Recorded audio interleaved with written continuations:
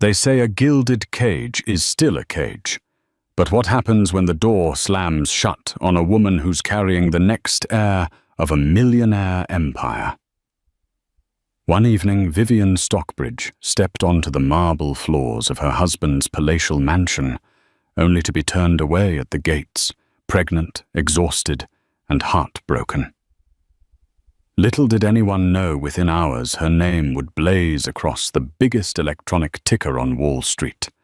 A tale of betrayal and triumph awaits. Get ready to witness how a discarded wife transforms heartbreak into the ultimate victory, changing the destiny of an entire family empire forever. Inside the imposing gates of the Stockbridge mansion, the night was unusually quiet. No classical music echoed from hidden speakers. No staff hurried across the polished floors. The grand double doors, always inviting for lavish gatherings, stood shut and cold. Vivian Stockbridge stood in the driveway, a single suitcase at her feet, feeling the chill of the evening. A faint neon glow from the city skyline lit up her face, revealing deep circles under her eyes and the unmistakable flush of pregnancy on her cheeks. She had left for a prenatal checkup that morning, expecting to return and rest. Instead, the moment she stepped out of the hired car, she found the mansion's security detail waiting. Heavy-shouldered men in crisp black suits had approached her. They were stoic, arms crossed as one quietly informed her, "Mrs. Stockbridge, we're under instructions. You cannot enter the premises." For a moment, she couldn't breathe. She'd never imagined this day would come where she, the so-called queen of the Stockbridge Empire, would be banished. Her gaze flicked to the enormous iron gates, usually parted wide, for her now locked like an impenetrable fortress.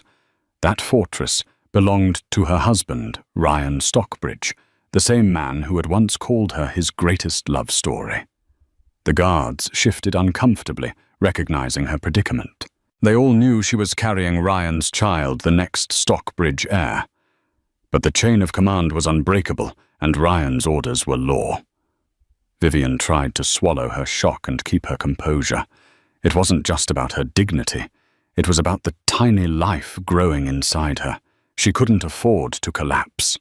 Her phone buzzed, and she fumbled to retrieve it from her coat pocket. A single text message from an unknown number flashed on the screen. "Leave quietly. Don't make a scene. This is Ryan's final word." Vivian bit down on her lip, fighting back tears. She had to think fast. She could beg, but she refused.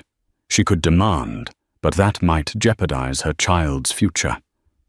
Instead, she took a deep breath, gave the guards a polite nod, and whispered, "Tell him. Tell him I understand." With trembling hands, she turned away and walked slowly down the driveway, her suitcase wheels clattering on the cobblestone. Behind her, the guards shut the gates, the clang echoing through the night like a judge's gavel. A swirling mixture of heartbreak and betrayal consumed Vivian. How had it come to this point? She reached into her coat again, this time pulling out a small, folded ultrasound picture. In it was the first image of her baby, the child she believed would bring unity to the Stockbridge family. Instead, she felt like an outcast, with nowhere to go but forward. Even then, Vivian couldn't have predicted that by morning the Stockbridge name would be overshadowed by hers, on the front page of every financial newspaper in America. Ryan Stockbridge was a formidable figure in the world of finance. Born into unimaginable wealth, he had multiplied his family's fortune through risky takeovers, bold acquisitions, and an uncanny knack for reading the market. His father, Harvey Stockbridge, had once rubbed elbows with the likes of Warren Buffett and the late Steve Jobs, investing in Apple before it became a tech titan. Ryan grew up in the world of Forbes billionaires' elite clubs and annual galas at the Metropolitan Museum of Art. But behind the glossy magazine covers and philanthropic appearances, the Stockbridge home was a pressure cooker. Ever since Ryan's mother, Celeste, passed away, the mansion had been run under the watchful eye of Ryan's father. Harvey Stockbridge could be a man of warmth in public, donating generously to children's hospitals, but in private he was ruthless. He regarded women with suspicion, convinced that they were all gold diggers eyeing the family fortune. When Ryan first introduced Vivian, an ambitious law school graduate with modest means, Harvey's disapproval was immediate and unrelenting. Harvey often questioned Vivian's motives. "What do you want with my son?" he would sneer. Even after their marriage, he continued to intimidate her constantly, testing whether she'd break under the weight of family expectations. Over time, Ryan, initially her protector and champion, began to change. Business dealings, fatherly pressure, and the swirling chaos of managing an empire eroded the tenderness he once had. The world Ryan knew whispered into his ear, a wealthy man was always at risk of being used, of being weakened by emotional ties. Vivian had weathered it all, the condescending maids who were loyal to Harvey, the board members, who subtly reminded her she didn't have a proper pedigree, and her own husband's gradual withdrawal into secrecy. Yet she never imagined he'd banish her like a stranger. In one moment, the illusions of safety, belonging, and unconditional love shattered. At a luxury penthouse across the city, Ryan sat in a dimly lit study, swirling whiskey in a crystal tumbler. His father, Harvey, stood at the window looking out at the Manhattan skyline. The tension between them was palpable. "You did the right thing," son Harvey said in a gravelly voice. "I've seen her emails. She's been meeting with certain lawyers, and I have reason to believe she's planning to use that child as leverage." Ryan slammed the glass on the table, his frustration boiling over. "Enough, Dad. We've talked about this. Vivian is my wife. She's not after my money. I gave the order for her to stay away because I just needed time to think, not because I believe she's a gold digger." Harvey's lips tightened. "If you believe that, why did you order her away? You and I both know women have done worse, even forging paternity claims for a fraction of our fortune. With a child in the picture, if things go south, it'll cost you billions." Ryan felt a wave of nausea. Everything was about money, influence, brand image. For a moment, he questioned his own sanity. Why had he signed those documents? Why had he called security? Yet a dull ache in his chest reminded him that something had broken between him and Vivian. Maybe it was the argument they had that morning, Vivian's unwavering stance on investing her personal savings into a risky biotech startup. It didn't sound malicious or cunning. It was typical of her entrepreneurial spirit. But with Harvey fanning the flames, suspicion grew. Ryan had found messages in her phone referencing corporate expansions, confidentiality agreements with an unfamiliar finance firm, and clandestine lunches. All of it suggested secrets, collusions, maybe even betrayal. And so he'd erupted, demanding she leave until he could figure out the truth. It was the biggest decision of his life, and one he was already regretting. But regrets had no place in the Stockbridge empire. Harvey turned to face his son, his gaze icy. "If she's clean, she'll prove it. Until then, protect yourself." Ryan stared down at the swirling liquor, a pit in his stomach. He had exiled his pregnant wife, but the real tragedy was that a part of him still loved her. A part of him hoped that in forcing her out, he might discover if she truly cared for him, or the Stockbridge name. Much of Vivian's life was defined by perseverance. She was not born into wealth. Her mother ran a small bakery in Queens, scraping by to send Vivian to Catholic school, while her father spent his days as a technician for a local cable company. Her adolescence was filled with chores, part-time jobs, and unwavering ambition. She wanted to become someone who changed the world, her mother's unfulfilled dream. She earned scholarships for undergrad, then a spot at Columbia Law School. There she thrived, becoming fascinated with corporate law and startup culture. During a summer internship at a prominent law firm, she was assigned to a case that involved the Stockbridge family's philanthropic arm. She encountered Ryan Stockbridge, who had come to speak about a new education initiative. He was dashing, magnetic even. Their first conversation hovered between flirting and intellectual sparring, each one determined to outdo the other. They dated in secret for a while.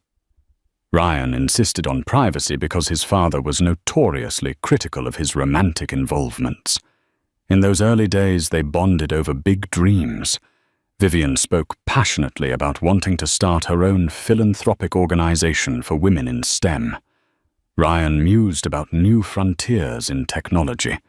They laughed over coffee-shared late-night walks in Central Park and discovered an electric spark between them that made the city glow. When Harvey found out, he predictably disapproved. Yet something in Ryan refused to bow to his father's wishes. He proposed to Vivian in a small private ceremony at a rooftop garden, offering her a ring that once belonged to his late mother. Vivian thought it was a gesture of true love, an alliance against the cynicism of old money. She said yes, wholeheartedly. Their wedding was a quiet affair, performed at a private chapel in Italy. No tabloids, no lavish receptions, just a small gathering of close friends. It seemed perfect. But afterward, returning to New York was like stepping into a storm. Harvey's manipulative undertones wove through the staff and social circles. Rumors about Vivian being an opportunist, a cunning lawyer seeking a big score, circulated behind her back. Slowly, the isolation chipped away at the newlywed bliss. Vivian tried to remain resolute. She found respite in her own modest law practice, which primarily served underprivileged clients, ensuring they got fair settlements. The Stockbridge name brought her plenty of invitations to galas and charity dinners, yet each event was a harsh reminder she wasn't accepted. People looked at her suspiciously, waiting for her to slip up. Soon she discovered she was pregnant, a joyous surprise. She told Ryan in private, expecting him to light up with excitement. He was elated for a moment, but immediately the weight of his father's interference weighed on him. Harvey demanded paternity tests, insinuating the baby might not be Ryan's. Vivian was crushed. Though Ryan didn't believe such accusations, the doubt lingered in his eyes as well. By the time she was in her second trimester, their conversations felt stilted, forced. Intimacy had been replaced by disclaimers, lawyers, and the father's dominating presence. In her darkest moments, Vivian confided in an old friend from law school, Cynthia Rhodes, who'd left the legal field to start an investment advisory firm. Cynthia had a razor-sharp mind for finance and an empathy that made her a trusted confidant. She introduced Vivian to a group of female entrepreneurs, investors, biotech specialists, digital innovators, women determined to reshape industries. They saw in Vivian a steadfast ally who could navigate the legal labyrinth to make their dreams come true. And so in secret, Vivian began forging alliances and business deals. She never intended betrayal, only independence. Little did she know how drastically it would all be misread, and how quickly Ryan's insecurities would be lit aflame by Harvey's unwavering cynicism. Ryan was haunted by the memory of his mother, Celeste. She had been his only source of genuine affection in a household otherwise ruled by profit and status. She taught him kindness amidst opulence, to see people for who they were rather than for their net worth. But when she passed, Ryan became prone to second-guessing. His father's approach to life trust, no one love, is a liability gradually crept into Ryan's psyche. Marrying Vivian had been an act of defiance against that worldview. Yet ironically, the seeds of paranoia his father planted were beginning to sprout.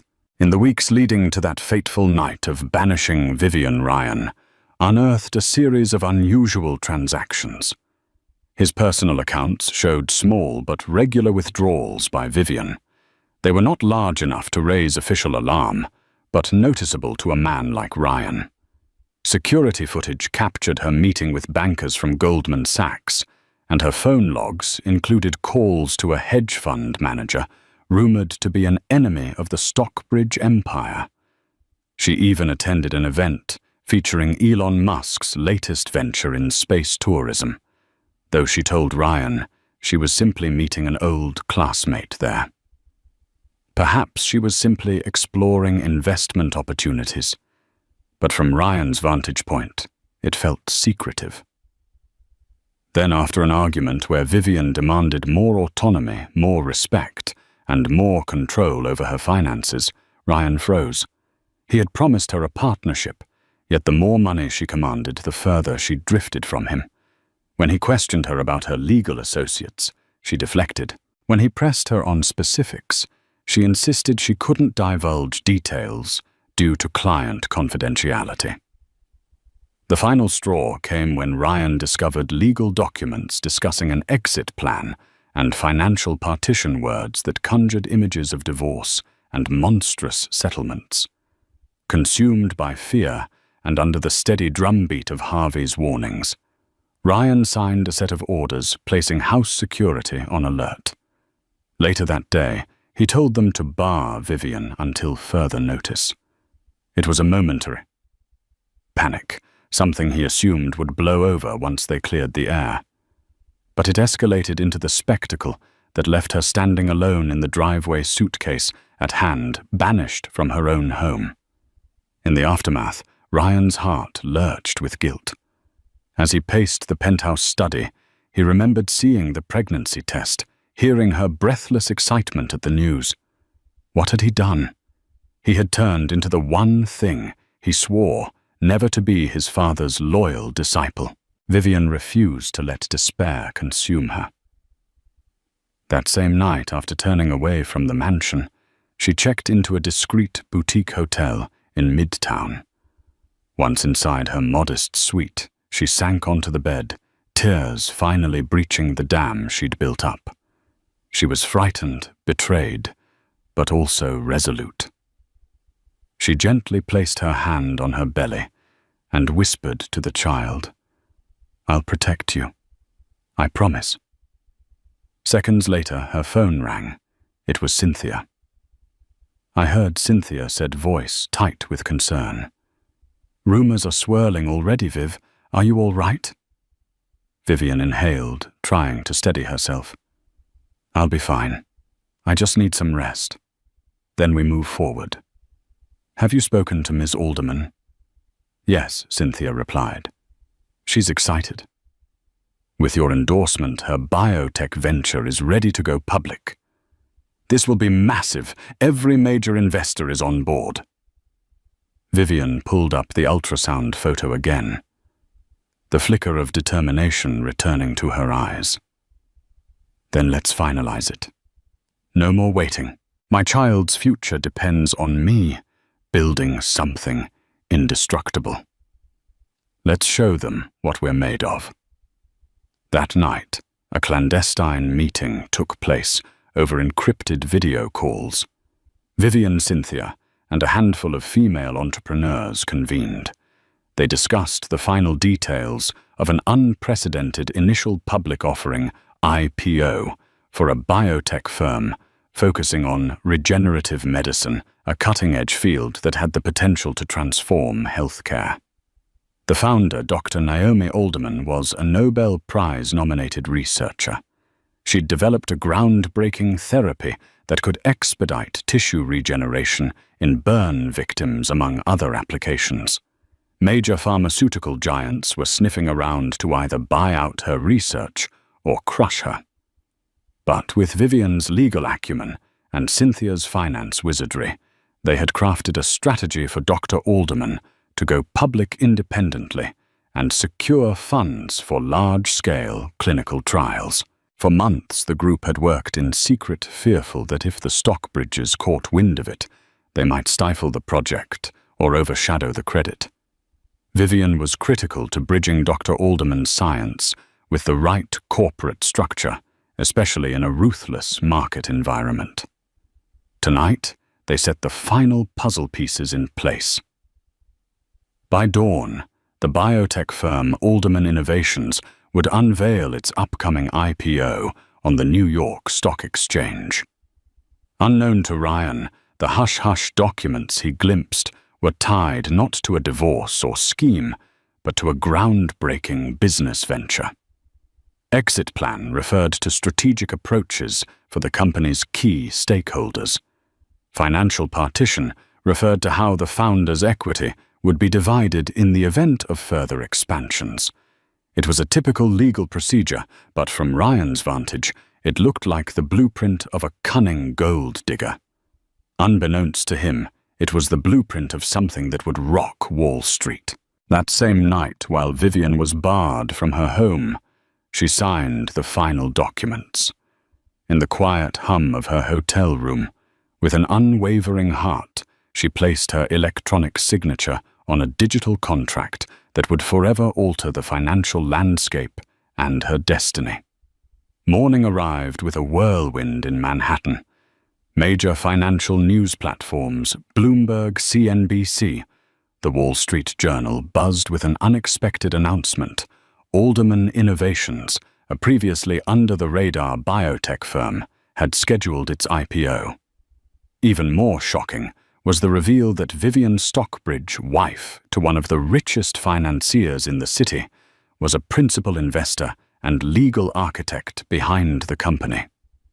Wall Street had been accustomed to seeing the Stockbridge name headlining major deals, but never this way.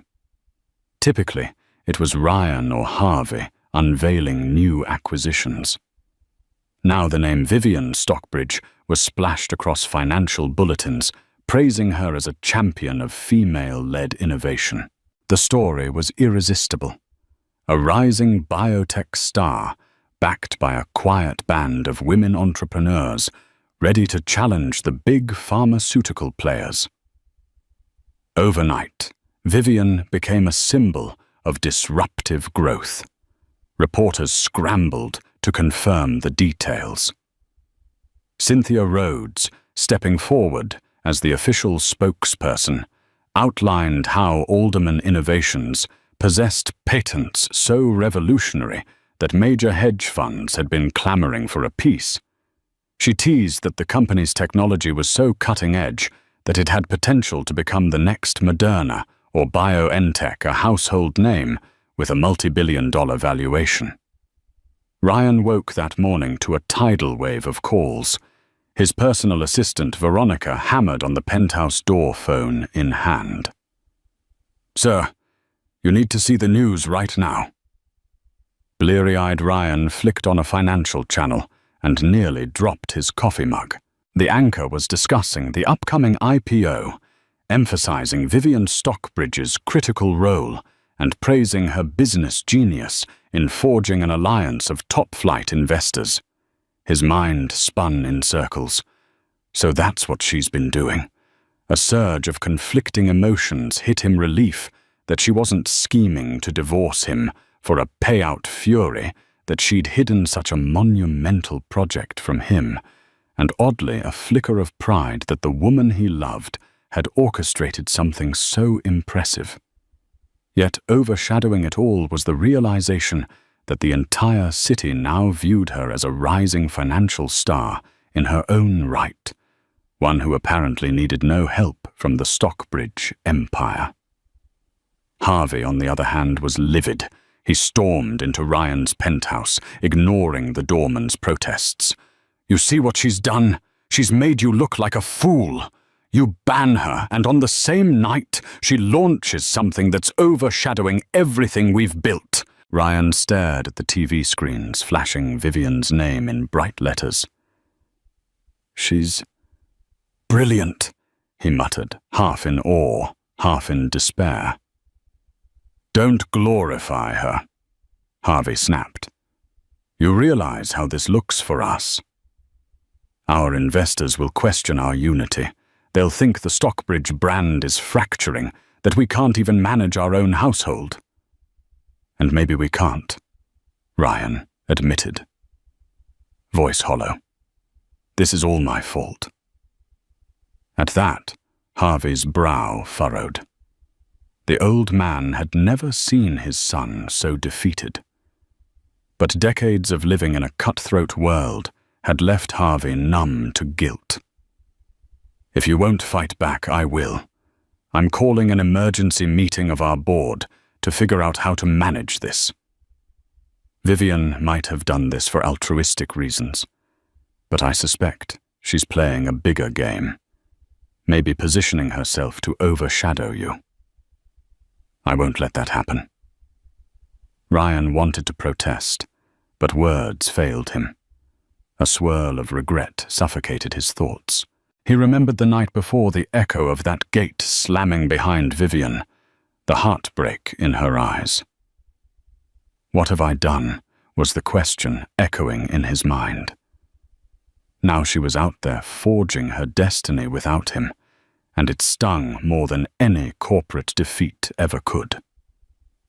By lunchtime, the Stockbridge mansion became the epicenter of frantic strategizing. Harvey rallied top lawyers, PR strategists, and financial advisors. The message was clear: the Stockbridge brand must not appear fractured.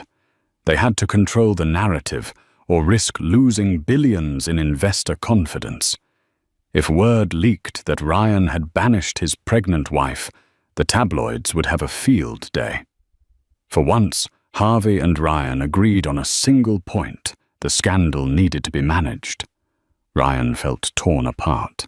He hated the idea of attacking Vivian or discrediting her, yet the family's public relations gurus insisted on a statement that recast Vivian as a supportive partner in the family empire, someone acting with the full blessing of her husband. Ryan recognized the spin. It minimized her independence, swallowing her achievements into the Stockbridge narrative. It was classic corporate posturing.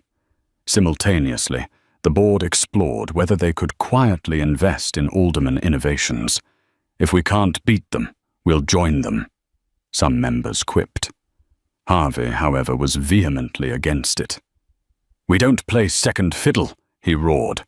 If anyone is going to revolutionize biotech under the Stockbridge name, it should be us. In the midst of the chaos, Ryan slipped away to a quiet office at the mansion, ignoring the stream of phone calls and messages. He needed a moment to think, or perhaps to feel.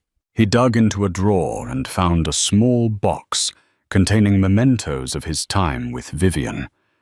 Their wedding photos in Italy, the pressed flower she'd given him on their first date, a letter she wrote promising to stand by him no matter how wild the storms. Staring at her handwriting, a wave of sorrow engulfed him. He recalled all the times she'd tried to speak to him about her ambitions, her desire to do something meaningful beyond being Mrs. Stockbridge. He'd nodded politely, but never fully grasped how passionate she was.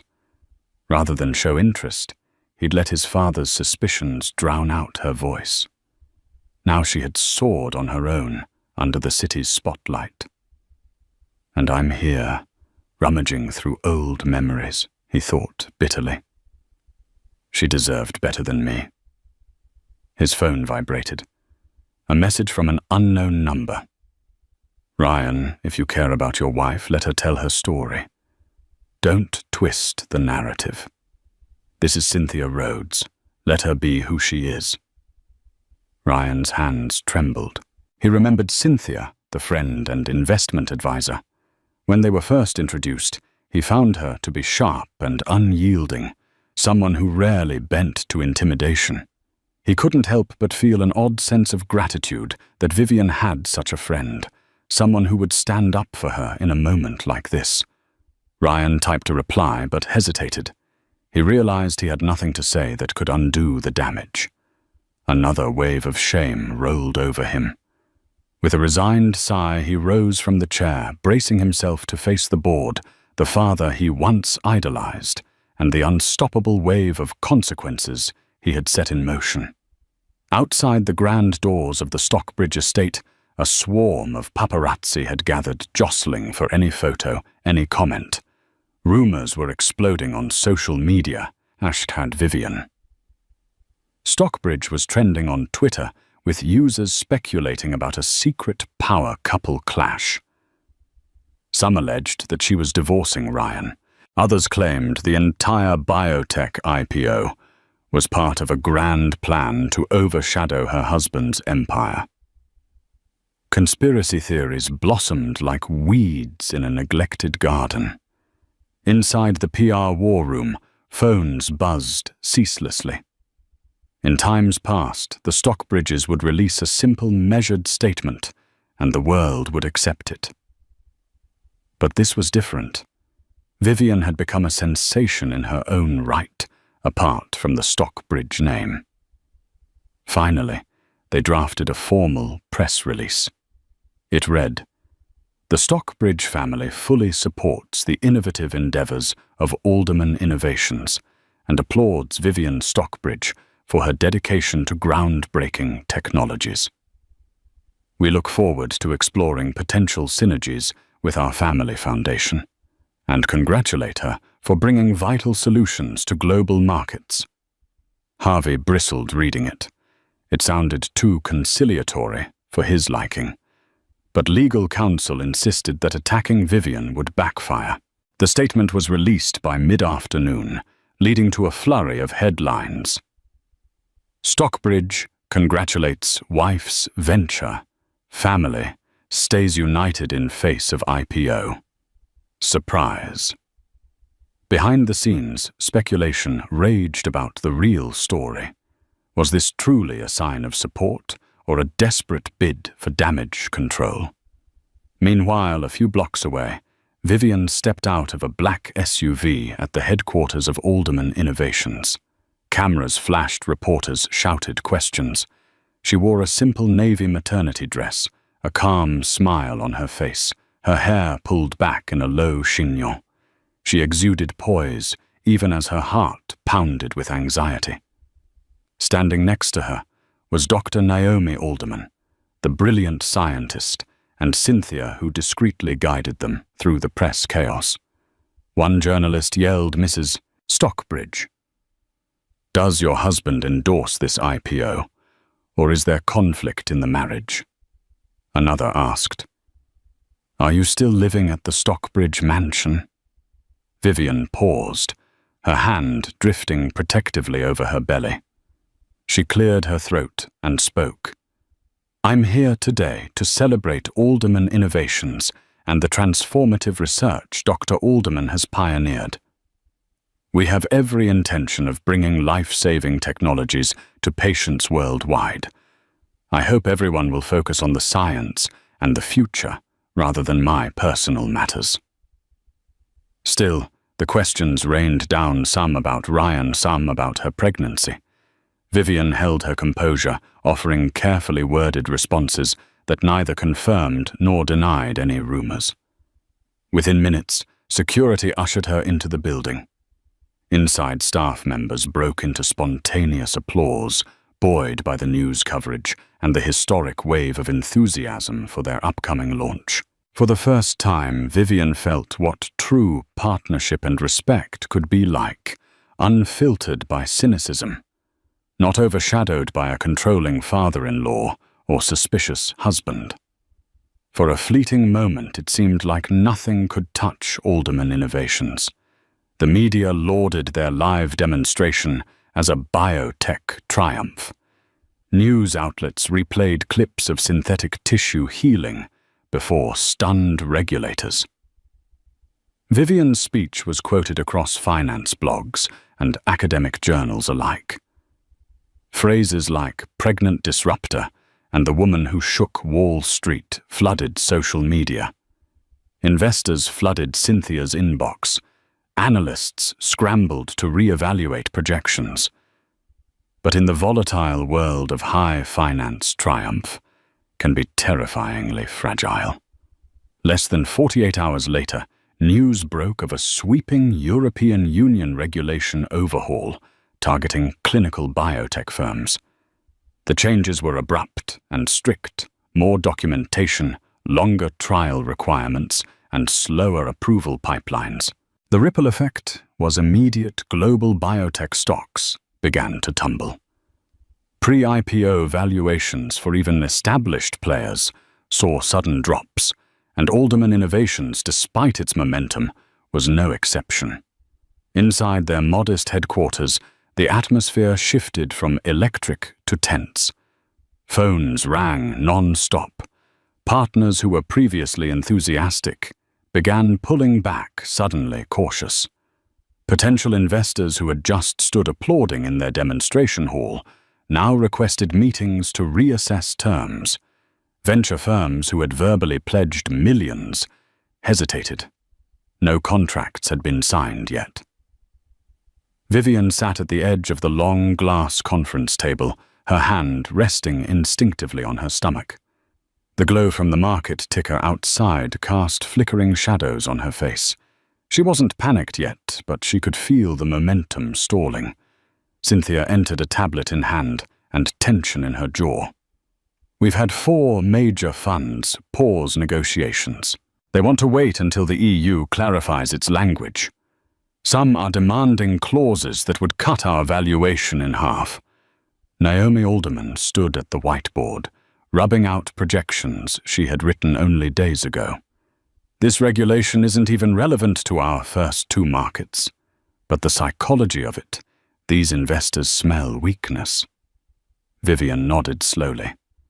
Fear spreads faster than facts. She looked around the room at the circle of women who had fought for months to build something revolutionary. This wasn't just about money. It was about momentum, about making the market believe in them. And right now, doubt was seeping in like water through a cracked foundation. We need to respond immediately. And publicly, Vivian said, sitting upright. Not just to our investors. This needs to be a market-facing declaration. We reinforce trust by doubling down on transparency. Cynthia raised an eyebrow. You're thinking a press event? More than that, Vivian replied. We invite regulators, scientists, journalists, another showcase.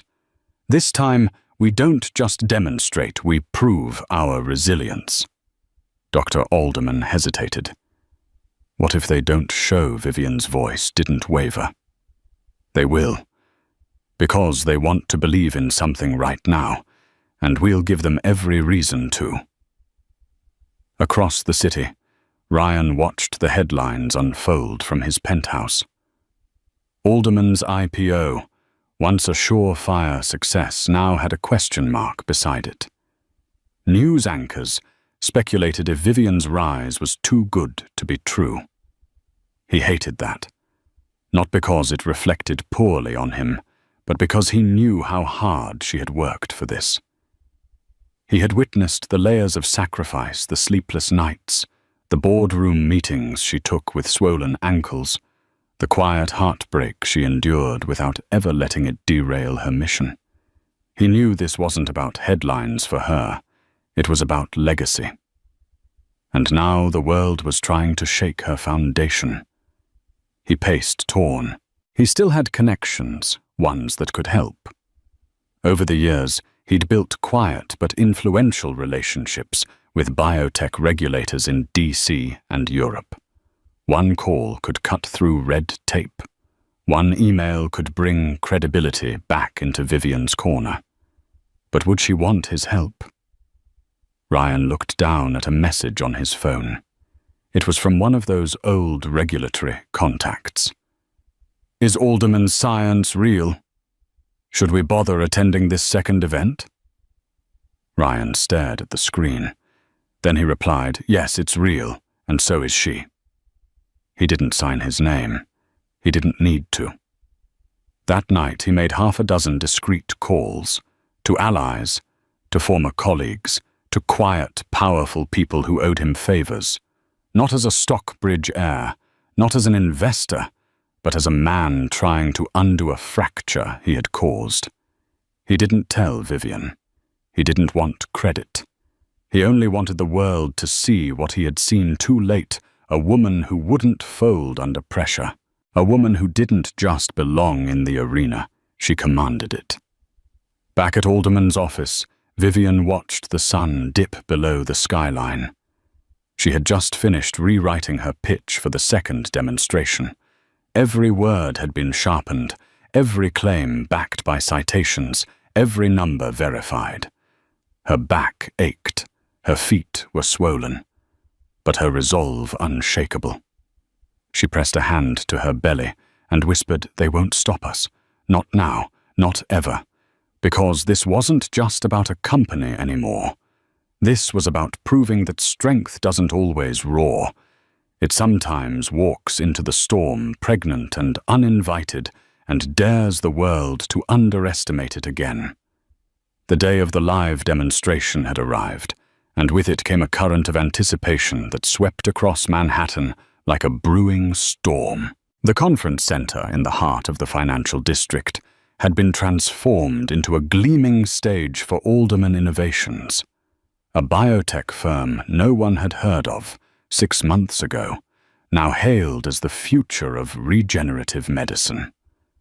Inside the venue, the air crackled with energy. Investors, scientists, government regulators, and media figures packed into the auditorium. Each guest had received a personalized invitation, Cynthia's way of signaling exclusivity. And it worked. Even skeptics known for publicly dismissing small biotech startups had shown up in tailored suits with guarded curiosity. Behind the stage, Vivian sat in the green room, nerves gnawing at her. At nearly 7 months pregnant, the weight of both her child and the moment settled heavily on her body.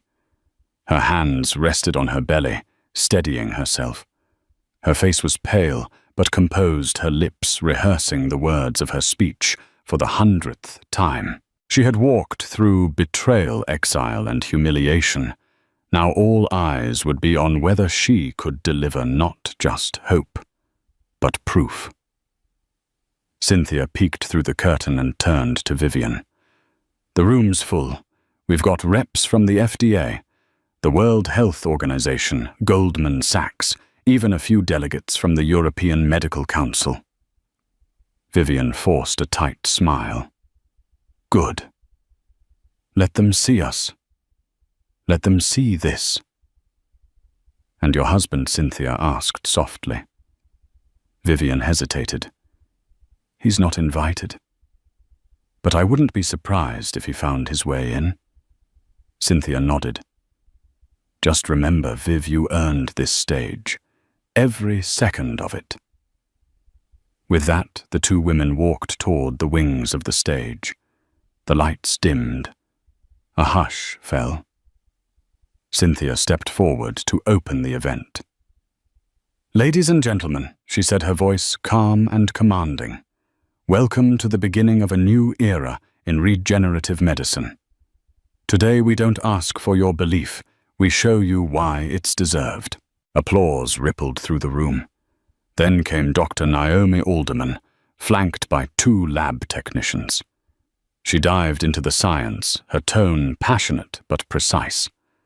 She spoke of damaged tissue immune responses and the body's ability to heal if only science could catch up. Behind her, a giant screen lit up with footage from clinical trials. Then came the live demonstration. Technicians rolled out a sterile glass unit containing synthetic muscle tissue. In real time, Alderman's team applied a sample of their regenerative therapy. As a high-resolution camera zoomed in, the crowd watched the cells begin to fuse, accelerated healing taking place before their eyes. A stunned silence followed. Then gasps, then murmurs. One of the regulators stood up to get a closer look. After several minutes, Alderman stepped back and said simply, "This is not a simulation. It's a live demonstration of our technology already undergoing human trials." The room erupted in applause. When it finally died down, Cynthia introduced the next speaker, Vivian Stockbridge, lead legal architect and strategic advisor to Alderman Innovations. Vivian stepped into the spotlight. Gone was the nervous woman from the green room. Here stood someone radiant with quiet authority. She began slowly grounding her audience in the realities of startup financing and regulatory pressure, then pivoted to the broader picture. This technology, she said, doesn't just represent a breakthrough in medicine. It represents a shift in how innovation can thrive when built on collaboration, equity, and ethical leadership. The Alderman team is ready for market scaling, protected by 6 global patents and backed by diverse private funding. We are not here to sell a fantasy. We are here to lead a transformation. She paused, letting the words settle. I was told I didn't belong in boardrooms, that I didn't understand the game, that my voice didn't matter unless it echoed a legacy name. But today, I'm not asking for permission. Today, I'm part of something that speaks for itself. The crowd rose to their feet. A standing ovation rang out, echoing across the conference center. From the side of the room, hidden just beyond the spotlight, Ryan Stockbridge watched with awe. He had slipped in unnoticed, escorted by a discreet security team. He wasn't there to grandstand or make a scene. He had come to see her. And as he stood there watching Vivian hold the room in the palm of her hand, something inside him cracked, something long buried beneath layers of ego and indoctrination. He wasn't just witnessing a presentation. He was watching the woman he loved become the woman he had never truly seen. After the event, as guests swarmed the stage, regulators lining up to shake hands and investors pledging millions in support, Vivian quietly stepped off to the side, needing air. The emotional weight of it all had begun to settle into her bones. Then she felt a familiar presence. She turned. Ryan stood there, hands in his pockets, eyes shining not with corporate pride, but something raw regret, admiration, maybe even love. "Vivian," he said softly, "you were extraordinary." She blinked. "You shouldn't be here." "I know," he said, "but I had to come. Not to fix anything, just to see you shine, and to say I'm sorry." She folded her arms, still guarded. "Sorry doesn't change what happened." "I know," he repeated. "I don't expect you to forgive me. But I need you to know I made some calls. Quietly. To regulatory officials. I never claimed credit, and I won't. I just wanted to help. Not as a Stockbridge. As the father of your child."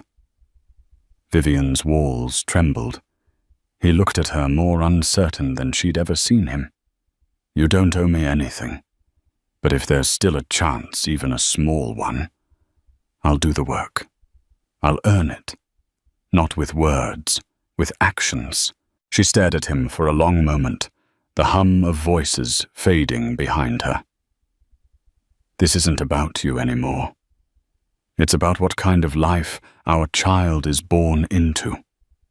And if you want to be part of that, it has to be on my terms. No shadows, no doubts." "I'll follow your lead," he said, voice steady. "Just give me the chance." Vivian didn't answer, not with words. Instead, She reached out and took his hand. It wasn't a promise of reconciliation, but it was something, a beginning. And as the stock ticker continued to climb on the building screens outside, the world began to see what she had always known deep down. She didn't need the Stockbridge name to rise. But it was time the Stockbridges learned what it meant to stand beside someone who could soar. The days after the demonstration moved with a surreal velocity. Alderman Innovations was no longer just a promising name in biotech. It was now the center of every conversation on Wall Street. Pre-IPO valuations had doubled. Financial publications hailed the demonstration as one of the most impressive in a decade. The woman who had once been known only as Mrs. Stockbridge was now hailed as the visionary leading a movement. Vivian tried to keep herself grounded in the work. She emphasized team achievements, highlighting Dr. Alderman's breakthrough research and Cynthia's relentless financial coordination. But the headlines refused to let her blend into the background. The media had crowned her with a new title, the pregnant powerhouse of Wall Street. Back at the Stockbridge estate, Harvey fumed. The success of Alderman Innovations wasn't just unexpected, it was infuriating. He had banked on her failure, even encouraged Ryan to exile her based on a toxic cocktail of suspicion and control.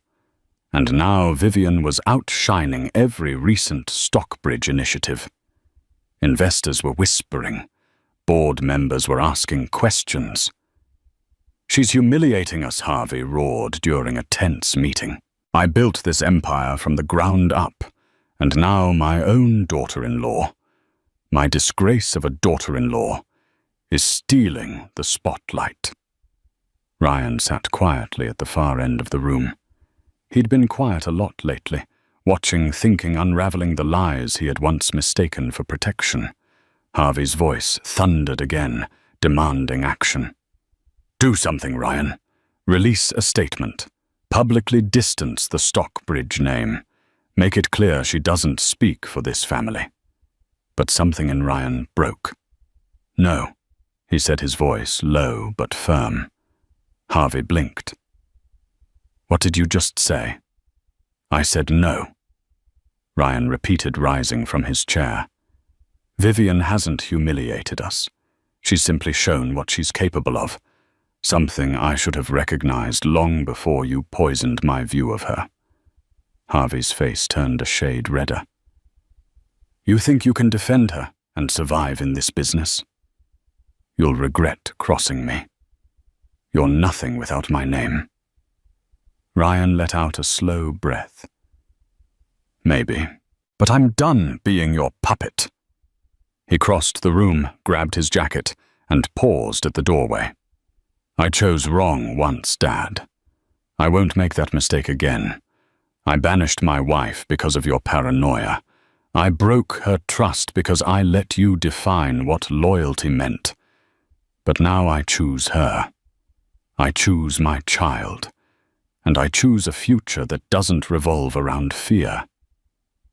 Then he walked out, leaving behind not just the room, but a legacy of control that had stifled him for too long. For the first time in his adult life, Ryan Stockbridge made a decision, not as a son of an emperor, but as a man trying to repair what he had shattered. The morning dawned bright and golden over the skyline of Manhattan, casting a warm glow over Wall Street. For most, it was just another trading day. But for Vivian Stockbridge, it marked the beginning of something far greater: vindication, rebirth, and power reclaimed. Outside the New York Stock Exchange, a buzz of anticipation filled the air. Crowds gathered as camera crews jockeyed for position.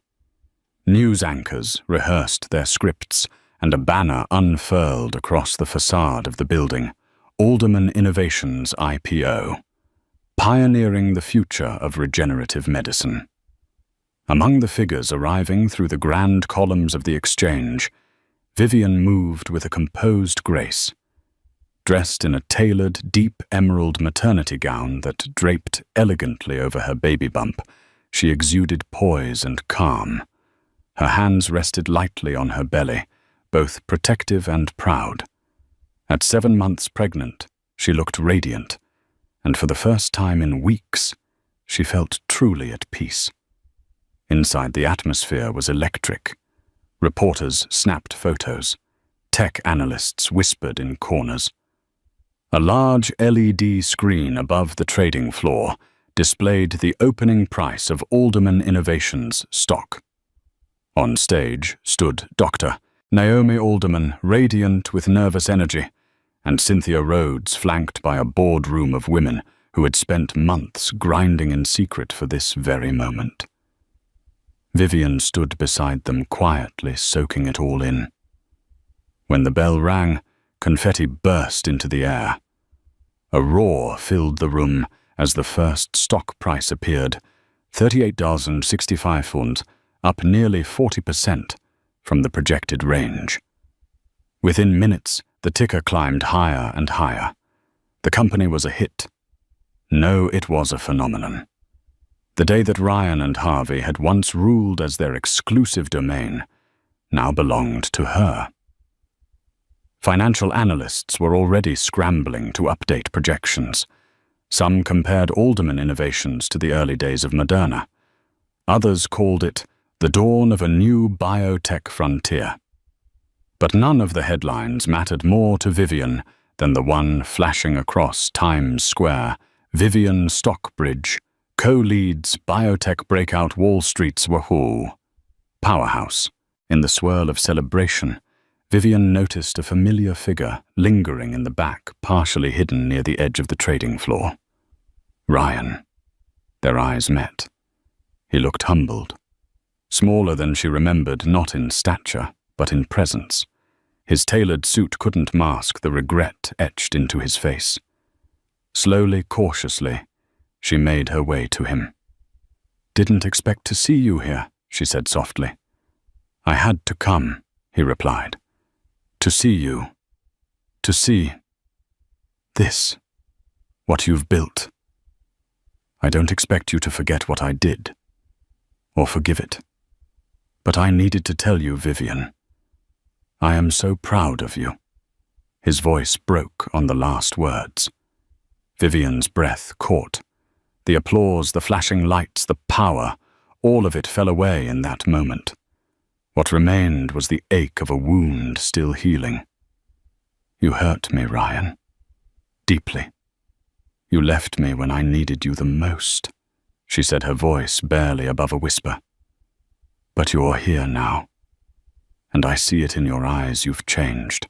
"I want to be better," he said quickly. "Not for the empire, not for my father. For you, and our child. I don't care about the power or the press. I care about earning your trust back." Vivian studied him, her heart wavering between pain and possibility. "This isn't about just saying the right words anymore," she replied, steady but kind. "It's about doing the right things. If you want to be part of our lives, you'll have to walk beside me, not in front of me, not behind me." Ryan nodded. "I'm ready. I'll earn it. Day by day. No more ego, no more pride." Vivian reached for his hand and held it gently. She didn't promise anything. Not yet. But in that moment, she didn't pull away either. They stood side by side, a pregnant mother and a repentant husband, under the glow of the LED tickers.